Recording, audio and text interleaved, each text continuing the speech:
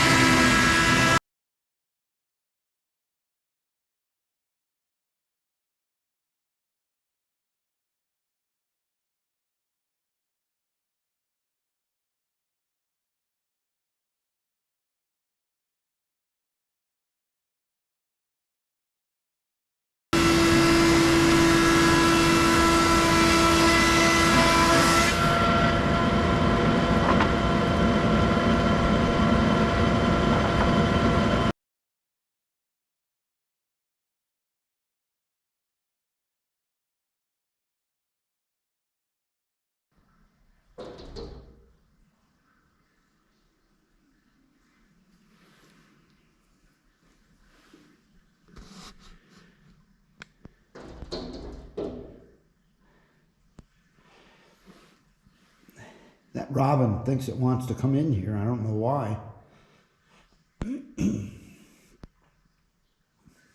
Been doing it all morning.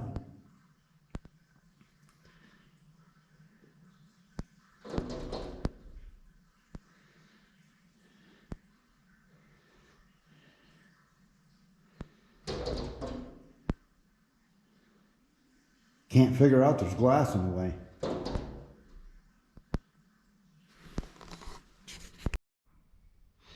Well, what I'm doing today is, you can see I got a couple nasty old benches here.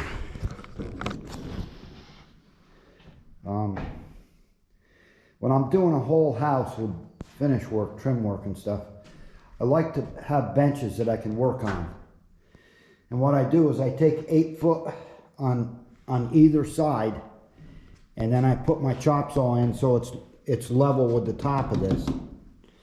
And that allows me almost 18 feet of workbench, as well as having a place for the saw to sit flush.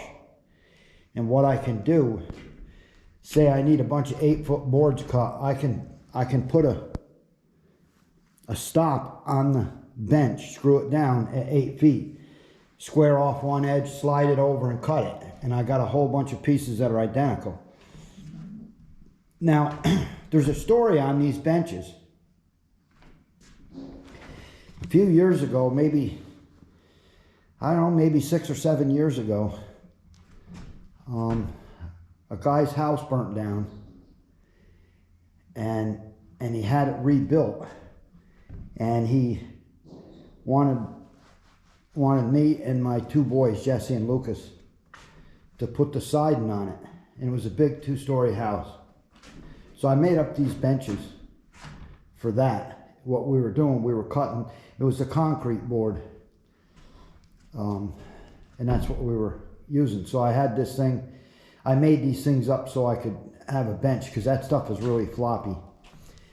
The interesting thing about that, I've been in business for nearly 40 years. And this is the first customer that ever said to me, I'm not going to give you the job unless you raise your rates. You're working too cheap.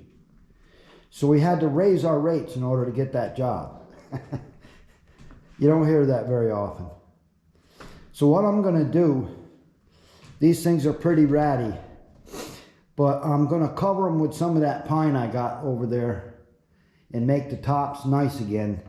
But to start with, I'm not going to put the chop saw in because I want to use these benches for straightening that lumber over there. When you get a board off a sawmill, it's never really totally straight. You have to straighten it.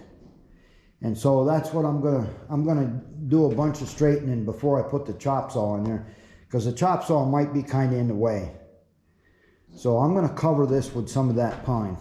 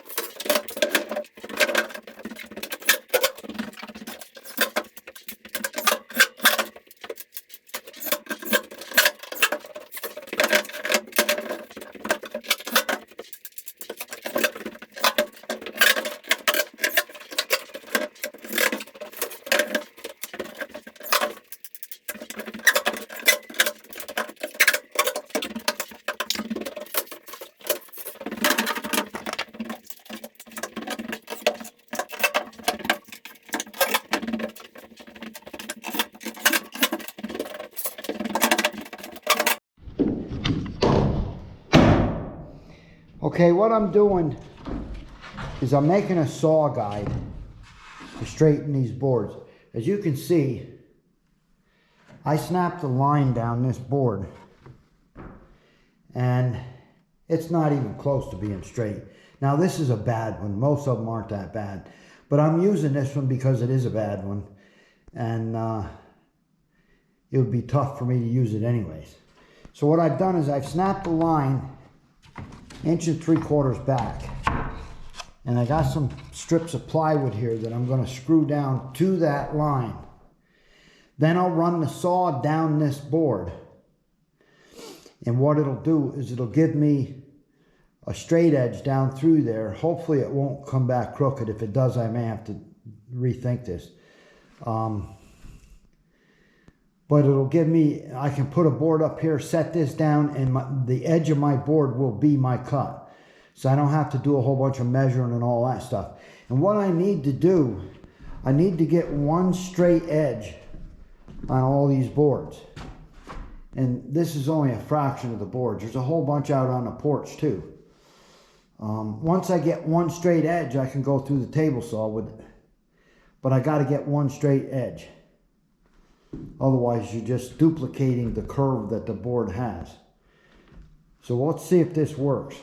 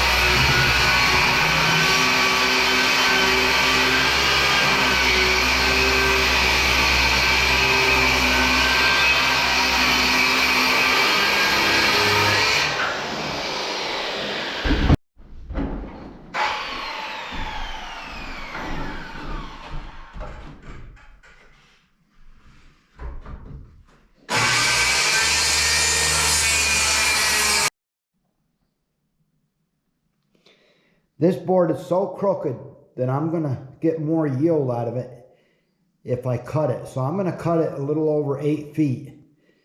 And there's lots of places to use short boards around here. So if I cut it at 8 feet, I can get more yield out of it. Because right now I'd have to take 2 inches of board out of that.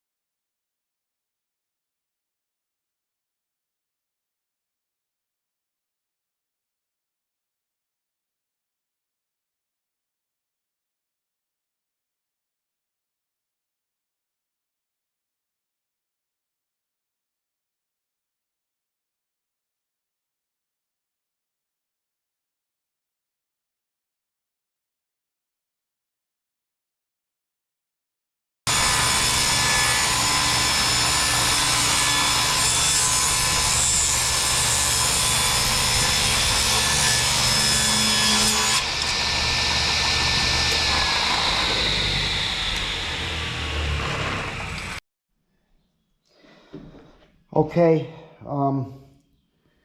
Mrs. W and I ran some boards through the table saw, so we got 2 square edges now. So now I need to shiplap them, and this is shiplap. The next board This goes over it like that. You can't blind nail shiplap. You're going to have at least a nail in the top or the bottom, whichever case it be. You can nail into the shiplap here, and then when you put the other one on it, you'll nail here. So there'd be like one nail exposed. Can't be helped with shiplap. Tongue and groove, you can put it in the groove and just nail the other tongue. But with shiplap, you can't do that. Now the way I'm shiplapping these is I've got a router bit with a bearing on it, and it cuts the shiplap. All I gotta do is set the depth.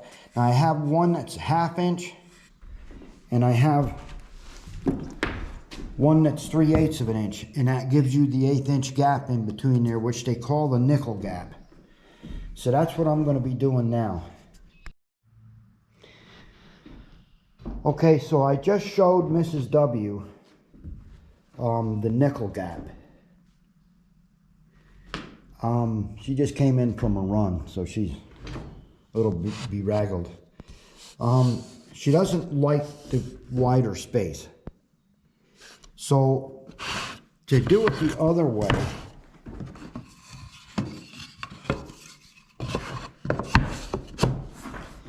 it would be like this. It would be tight, but you're going to end up with spots and like this that are not full in. And if you separate it a little bit, to me it looks like it shrunk. But Mrs. W doesn't like let me get this right here.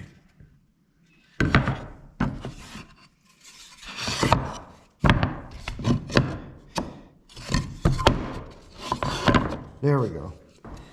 She doesn't like the nickel gap. She thinks it's too much. So, give an explanation of why you want the other. I like it looking tighter, even if the gaps, it shrinks, and then you see a little bit of a gap. I just don't like that space. I like it to look tight like that. And yes, I realize some of it might shrink and look like that. So we should try it in that room, the first room, the music room. Try it tight in the music room. Yeah. On the ceiling. Yep. If we don't like it, then we can compromise or do something else. So with that thought in mind, I should just run one size bit, not both. At least for that room, yeah. For that room. Yeah. And we'll hang that ceiling. If we don't like it, well, we'll go back to the nickel gap. There's another option that we could do, is take the wider thing, send it back through the table saw and take a 1/16 off, and that would close the joint up to more like that. All right, so we're gonna do one room, the music room ceiling tight, and we'll see how it goes. This is rough sawn, and it's not factory manufactured wood, so it may not be fitting tight as what you might maybe buy. So we'll do the best we can and see how it comes out. Sound good, Ms. W? Yeah, sounds good. Okay. Oh, better get my coffee out of the way.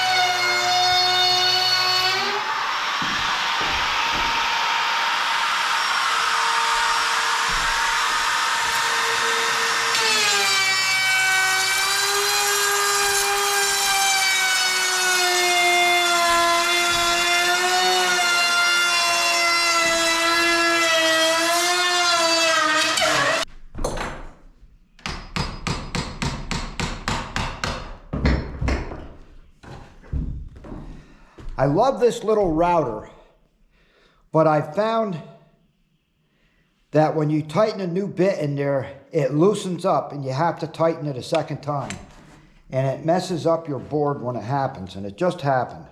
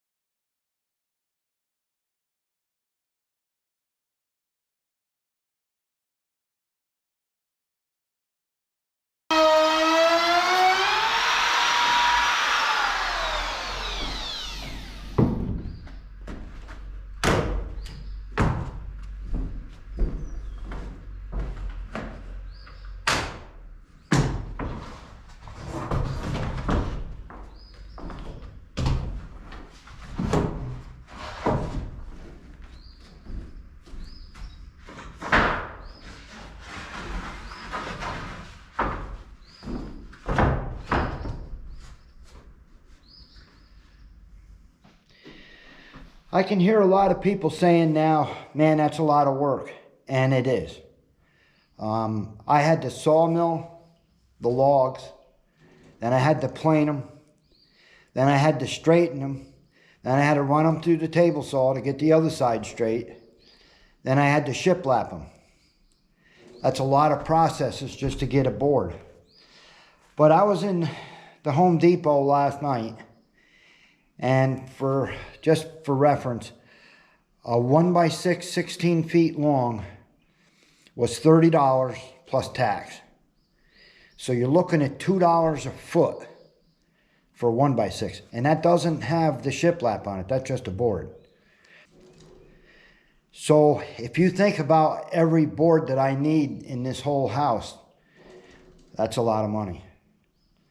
So yes, it's a lot of work, but I enjoy doing this kind of work. And there's a certain satisfaction with taking a log and putting it up as a finished product in your own house. So I don't mind the extra work. I could sheetrock this place in a fraction of the time it's going to take me to do this, but that's not what we want. We want what we want, and what we want is wood. And so I've enjoyed the process of working the wood through, and we'll end up with what we want. And we're going to save a fair amount of money doing it. Now, granted, I had to buy the planer and I had to buy the sawmill. But I also have a garage to build where I need the sawmill for that. Not necessarily the planer, but the sawmill. And so, yes, it's a lot of work, but I enjoy it, and it's going to be beautiful when it's done.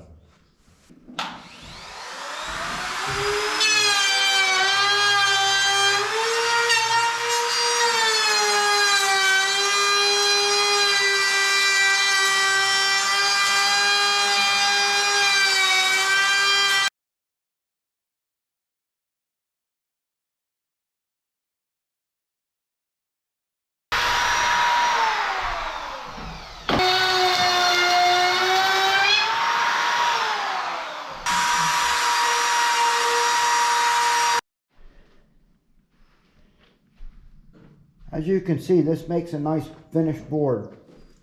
There's a few bug holes and stuff in it, but I don't mind that. It gives it character. And we have sheetrock above it, so it's not like you're gonna see through it or anything. It's gonna be nice.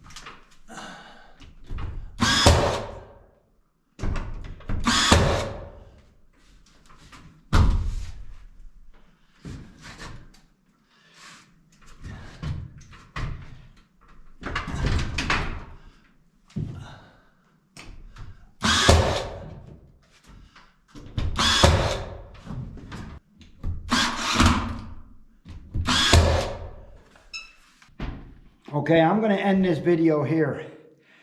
That's all the pine I have ready to go. I put up. And I'm gonna do that because I don't have a place in here to store all this stuff. So I'm gonna work it up, mill it up, as in plane it, straighten it, and shiplap it. That's what I consider milling. And install it as I go. And I may start on the main ceiling as well, because I got long lengths out here I don't want to cut down for this small room. So that's why I'm doing that. I learned a couple of things. This is not tongue and groove, it's shiplap. So with tongue and groove, it's a little easier to pull it together. Also, with the sheetrock on the ceiling, there's a certain amount of give when you go to push it together and you nail it. You're going through that 1/2 inch of sheetrock, which makes it a little harder to hold in place. But what I learned is by taking a screw and going in on an angle, it'll pull that board and hold it. And that's covered by the next board coming over it. And also, around the outside of this ceiling, I'm going to do kind of a tray effect. Which I'm going to put a board on an angle like this up against the ceiling. So it's going to look like a tray ceiling. The reason I'm doing that is because I'm not going to have any baseboard. And to try to make it absolutely tight on the bottom and the top is going to be really tough. So I can concentrate on doing just the bottom, getting that perfect so I don't have baseboard. And then the top, I don't have to worry about. Also, I like that tray effect. So it works out good. So I'm going to mill up some more wood. I'm going to plane some more wood, mill it up, ready to go. And I'll start installing on this ceiling again and the main ceiling. Another thing I learned is I really need to snap lines on the ceiling. Even though I have screw holes, a snap line would be much easier to find that stud, so I don't have to over nail things. There's also a couple of spots that I've been trying to sand this stuff a little bit before I put it up. And one board I sanded it all nice and then put it up upside down. So there's a little bit of sanding I got to do on the ceiling, but I'm only talking a few minutes. It's not much. So I'll see you maybe next week. I'm going to hope to try to move this along and try to update it every few days. So that's what I'm shooting for. So I'll see you next time. Thanks.